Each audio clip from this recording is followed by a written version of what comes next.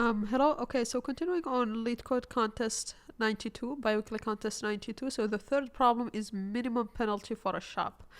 Okay, so let's see what this problem is about. So we have a customer visit log of a shop. So we have customers that visit a shop, and we have a log for the visit. And basically, for this log, we can have characters that are either N or Y, right? And if a character at position I is Y, that means a customer comes to the shop at the ith hour. If it's N, that means that no customer comes to the shop at that ith hour, right? Pretty straightforward. Now, if the shop closes at the jth hour, so J of course being between 0 and N, then we have a penalty if one of those two things happen. For every hour when the shop is open and no customer comes, so every time where the shop is open and there is no customer coming, the penalty is increased by 1. Now for every hour where the shop is closed, so this is open but no customer comes, or when the shop is closed and the customer comes and finds the shop closed, then the penalty is also increased by 1. So this sort of makes sense, right? It's positive if the customer comes and the shop is open, but if the customer comes and the shop is closed, that's bad.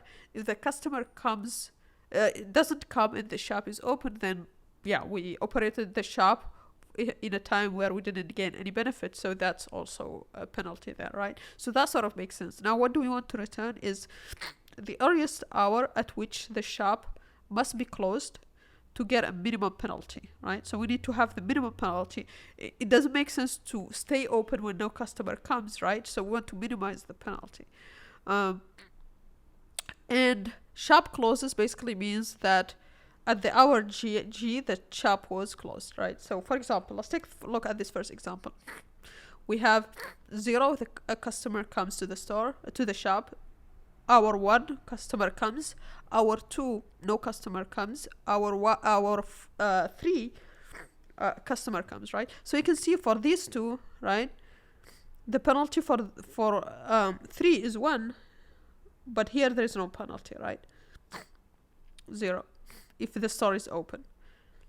But it's, so this is 0, 1, 2, 3, right? So if we close at hour 0, 1, 2, if we close at hour 2 or we close at hour 4, right, it's the same penalty, because here we gain 2 but the 0 penalty, but here we have penalty 1 but then we gain 1, so it cancels itself out. But since we want the earliest hour, it makes sense to close at hour 2, right? And so that's why we return here. This one, no customer comes, so it makes sense to close at the 0th hour, right? So that there is no time where we are open and the customer doesn't come, right? So we return 0. Now for this last example, we have a customer that comes at each time. At hour 0, we have a customer. 1, we have a customer. 2, we have a customer. 3, we have a customer. So it makes sense to close after all the customers come and leave, right? So 4, which is right after there is no customer anymore, right? So that's the idea. Now, how do we solve this? Okay, so let's see how we can solve this. Let's take the first example, right? And think about how we can approach it. So the first thing to think about is, well, we want to stay open when a customer arrives, right? So this, let's instead of doing a penalty, we want to favor getting so being open while a store is when a customer comes. So let's just give when Y, let's give it a score of 1, right? And let's give N a score of -1, right? And so if we do that, what will happen here is we have 1, 1, 1, -1, right? And so the exact cancellation that we saw in the first example happens here, because this is 0, right? And we all need to optimize for is the maximum store. And if there is a tie, we can just pick the first one, because we want the earliest time, because we want the earliest time. if there is a score, a better score, then pick that score. But if it's equal, then we prioritize the first one, right? And how do we determine the highest score? The highest score, we can just have it be a rolling value. So here it's 1, 2, here it's 3, and here it's 2, right? -1, yeah, 2.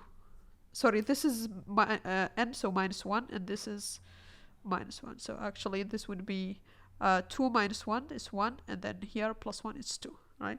And so between these two, which one to pick, we pick the earliest one, right? Let's just do one more example, just to make sure this works. So let's say we have y, y, n, y, y. So it's, and then n, and something like this.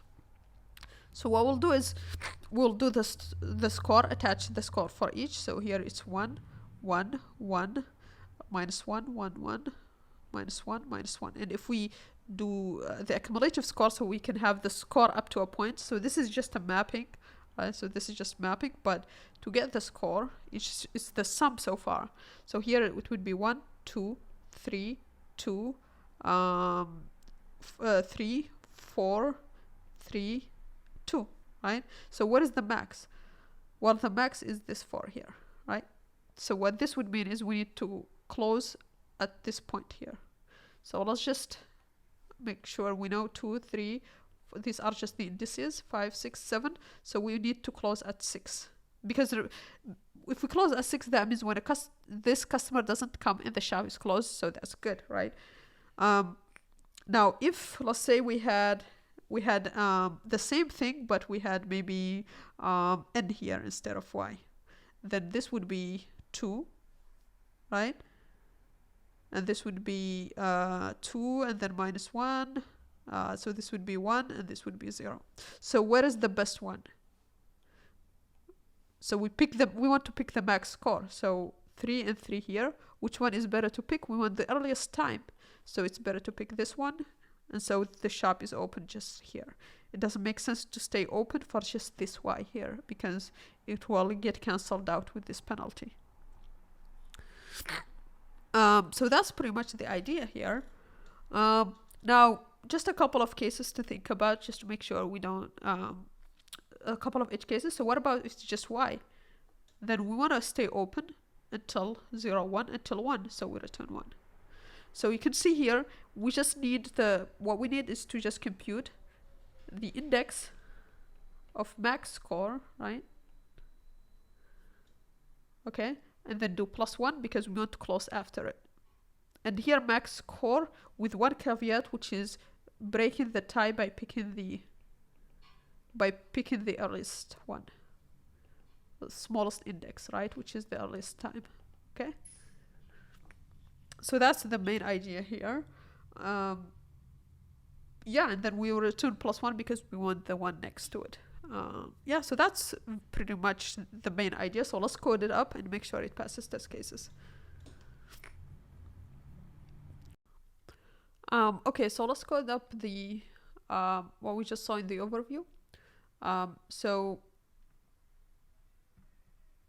the first thing is that we need to do the mapping, right, that we did here in the overview. So just this mapping from y to 1 and n to -1. So let's just call it C. It's going to map y to 1, and so we just have a lambda function to do that mapping. So 1 if the value is y, otherwise it's -1, right? And we do it for customers, right?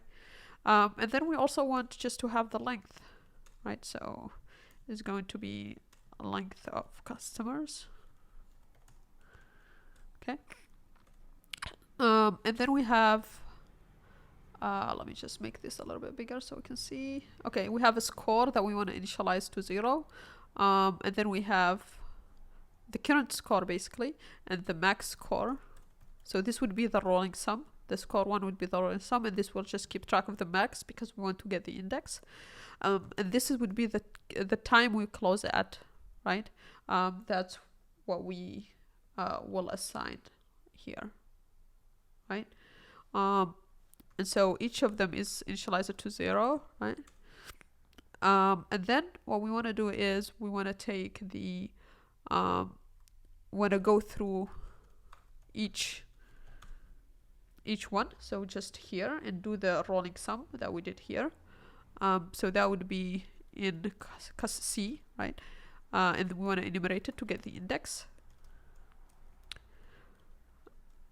And now what we do is score, we just add the rolling sum. So we add C, which is either 1 or -1. So that's exactly what we did here, right? Let me just make sure this is visible. Yeah, that's exactly what we did here. Okay.